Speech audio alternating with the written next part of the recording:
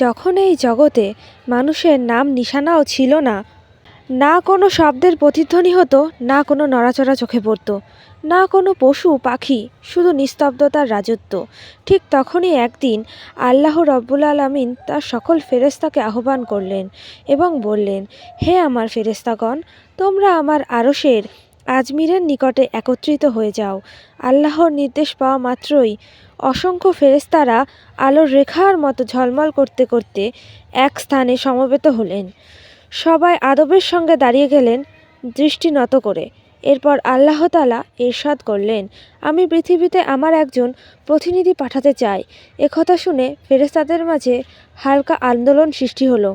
এদের মুখে বিস্ময়ের ছাপ ফুটে উঠল, হৃদয়ে নানা প্রশ্ন জাগতে লাগলো। তারা অত্যন্ত আদবের সঙ্গে আওয়াজ করলেন, হে আমাদের প্রতিপালক, আপনি কি এমন এক সৃষ্টিকে পৃথিবীতে পাঠাতে চান যে সেখানে ফিতনা ফাসাদ সৃষ্টি করবে, রক্তপাত ঘটাবে? অথচ আমরা তো সর্বক্ষণ আপনার তসবিহ ইবাদতে মশগুল থাকি, তাহলে নতুন এই সৃষ্টির প্রয়োজন কি? ফেরেশতাদের বিস্ময় ভরা কথা শুনে আল্লাহ রাব্বুল আলামিন বললেন, হে ফেরেশতাগণ, আমি যা জানি তা তোমরা জানো না। কে আমার ইবাদত করবে আর কে অবাধ্য হবে, এর জ্ঞান কেবল আমার কাছেই আছে। আমি তোমাদের কাছ থেকে পরামর্শ চাইনি, আমি শুধু আমার ইচ্ছা তোমাদেরকে জানিয়ে দিচ্ছি। এই কথা শুনে ফেরেশতাদের হৃদয় কেঁপে উঠল। তারা নিজেদের দুঃসাহস অনুভব করলেন এবং সঙ্গে সঙ্গে তওবা করে সিজদায় লুটিয়ে পড়লেন।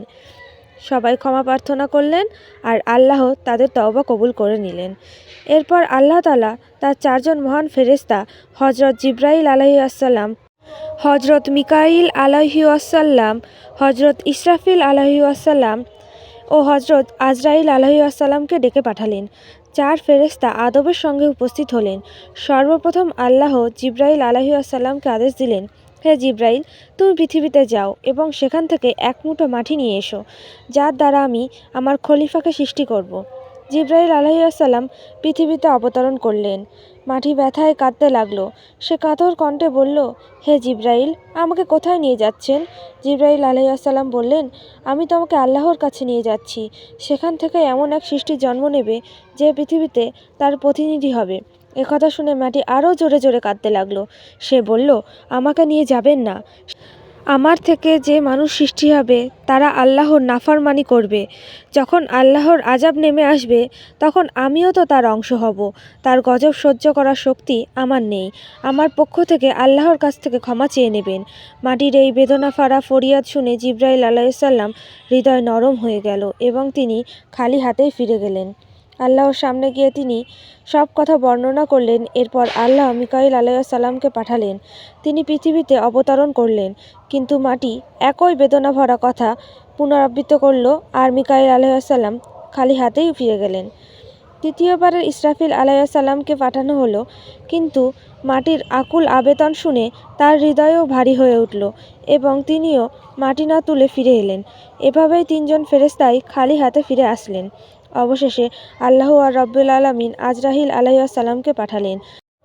তিনি যখন পৃথিবীতে এসে পৌঁছালেন তখন মাটি আবারও একই কথা বলল এবং মিনতি করল, আমাকে ছেড়ে দিন।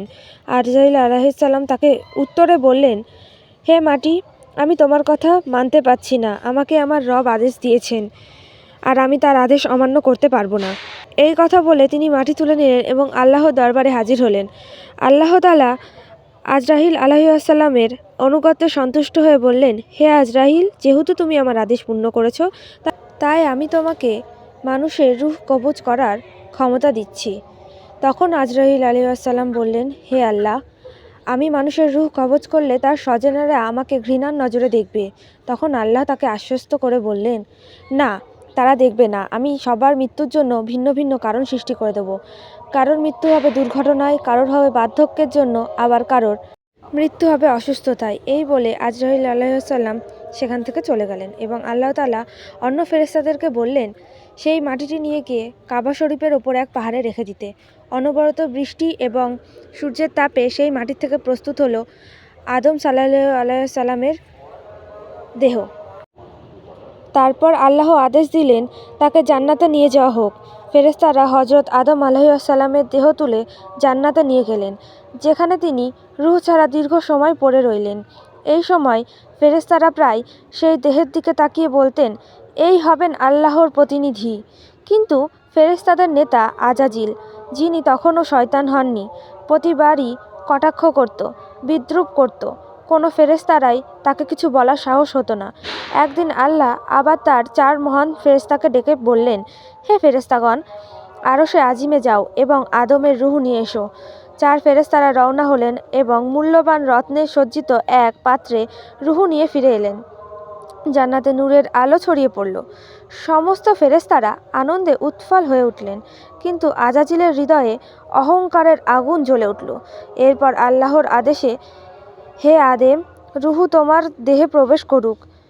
ঠিক সেই মুহূর্তে আদম আলাইহিসসালামের দেহে রূহ প্রবেশ করানো হলো। তার অঙ্গ প্রত্যঙ্গে প্রাণ সঞ্চার হলো, চোখ খুলল, হাত পা নড়ল। তিনি জীবিত হয়ে উঠে বসে পড়লেন। তার প্রথম উচ্চারণ ছিল আলহামদুলিল্লাহ। এই কালাম শুনে আল্লাহ রব্বুল আলামিন অত্যন্ত সন্তুষ্ট হলেন। জীবনের প্রথম নিয়ামত পাওয়ার পর হযরত আদম আলাইহিসসালাম 2 রাকাত নামাজ আদায় করলেন এবং আল্লাহর দরবারে কৃতজ্ঞতা প্রকাশ করলেন। নামাজ শেষ হলে ফেরেশতারা একটি সুন্দর সিংহাসন নিয়ে এলেন, যা হীরে, রত্ন আর ঝকঝকে সোনার রূপো দিয়ে তৈরি। আল্লাহর আদেশে হযরত আদম আলাইহিসসালামকে সেই সিংহাসনে বসানো হলো। চারিদিকে ফেরেশতারা আদব, সম্মান ও ভালোবাসায় নত হয়ে দাঁড়িয়ে রইলেন। তারপর আল্লাহ তাআলা ইরশাদ করলেন, হে আমার ফেরেশতাগণ, আদমকে সম্মান দাও এবং তাকে সিজদা করো। আল্লাহর হুকুম পাওয়া মাত্রই লক্ষ কোটি ফেরেশতারা সিজদায় লুটিয়ে পড়লেন। চারিদিকে নূরের সাগর ছড়িয়ে গেল। যখন ফেরেশতারা সিজদা থেকে মাথা তুললেন, তখন দেখলেন শুধু আজাজিল দাঁড়িয়ে আছে। তার মুখে ঘৃণা, অহংকার ও জেদের ছাপ স্পষ্ট। আল্লাহ তাআলা কঠোর কণ্ঠে জিজ্ঞাসা করলেন, হে আজাজিল, তুমি আমার আদেশ মানলে না কেন?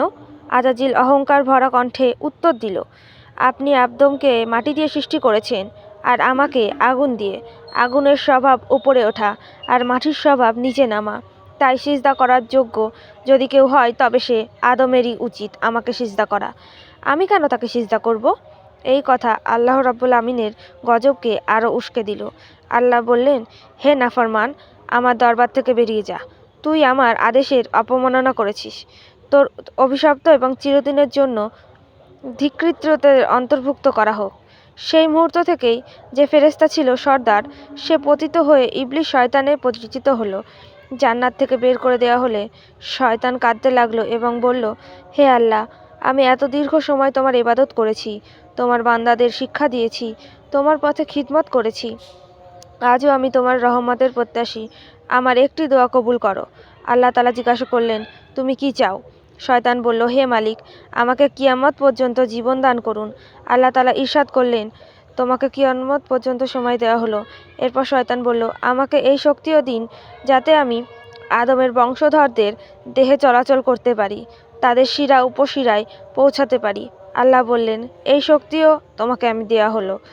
তবে মনে রেখো, তুমি আমার বান্দাদের বিভ্রান্ত করতে পারবে, তাদের প্রলুব্ধ করতে পারবে, কিন্তু যে আমার কাছে সত্যিকারভাবে তওবা করবে, আমি তার সব গুনাহ মাফ করে দেব। আর আমার বিশেষ বান্দাদের ওপর তোমার কোনো চক্রান্তই সফল হবে না। এরপর শয়তানকে অভিশাপ দিয়ে জান্নাত থেকে বের করে দেওয়া হলো।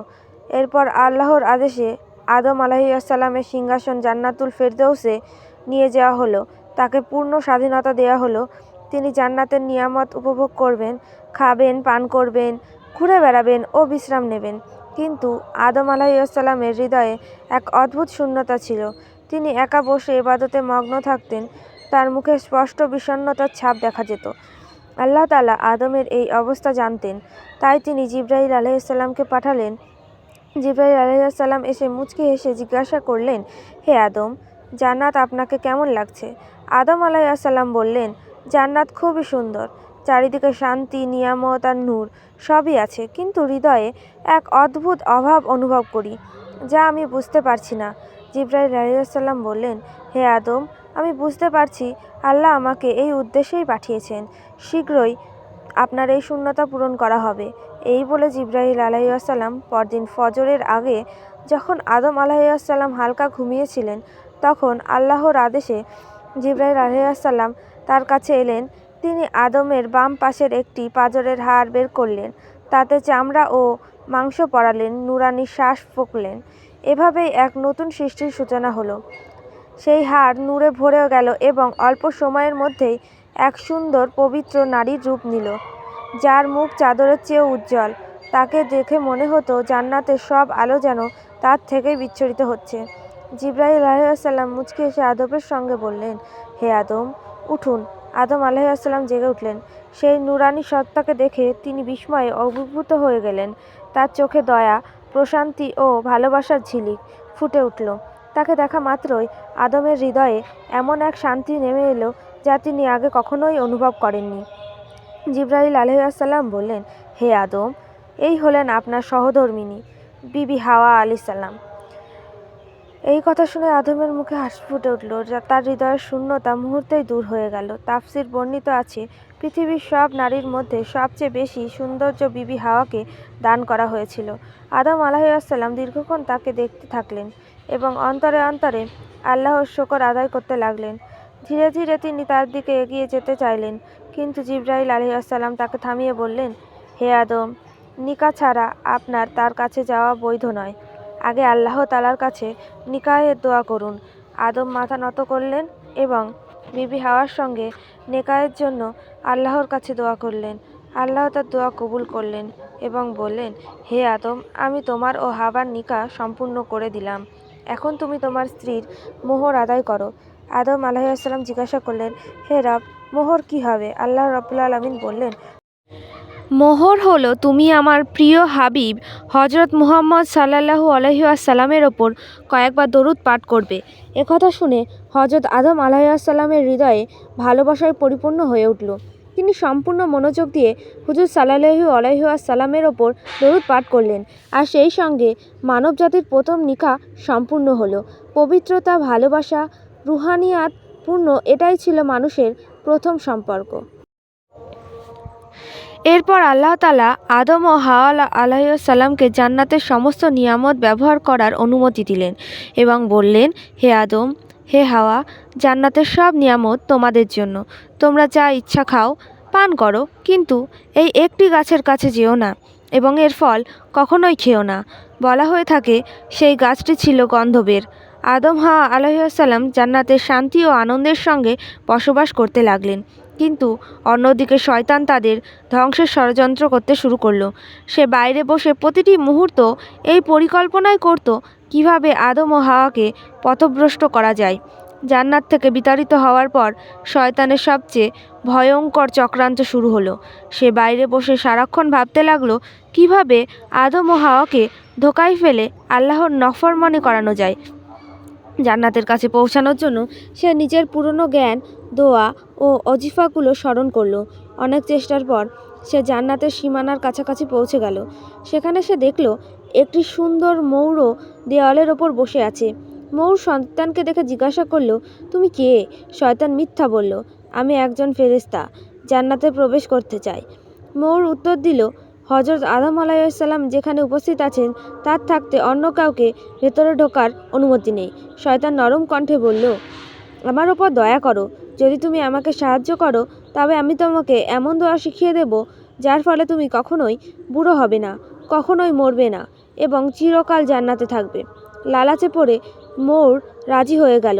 শয়তানের মিষ্টি কথা ও পড়া দোয়াগুলো ময়ূরের মন গলিয়ে দিল, আর সে শয়তানকে জান্নাতের ভিতরে নেওয়ার উপায় বলে দিল।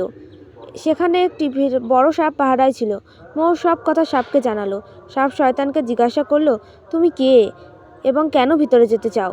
শয়তান আবার মিথ্যা বলল, আমি আরশের নিচে থাকতাম, সেখানে আমি এমন একটি দোয়া শিখেছি যা দ্বারা সব ইচ্ছা পূরণ হয়।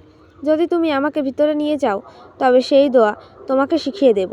সাপও সেই দোয়ার লোভে পড়ে গেল, তবে বলল, আদম আলাইহিসসালাম থাকতে কাউকে ভিতরে নেওয়া সম্ভব নয়। তখন শয়তান তার সবথেকে ভয়ঙ্কর চাল দেখালো। সে বলল, যদি তুমি চাও আমি তোমার মুখের ভিতরে ঢুকে যাব। এভাবেই আমরা দুজনেই জান্নাতে পৌঁছে যাব, আর কেউ আমাদের দেখতেও পাবে না। সাপ এই পরিকল্পনায় রাজি হয়ে গেল।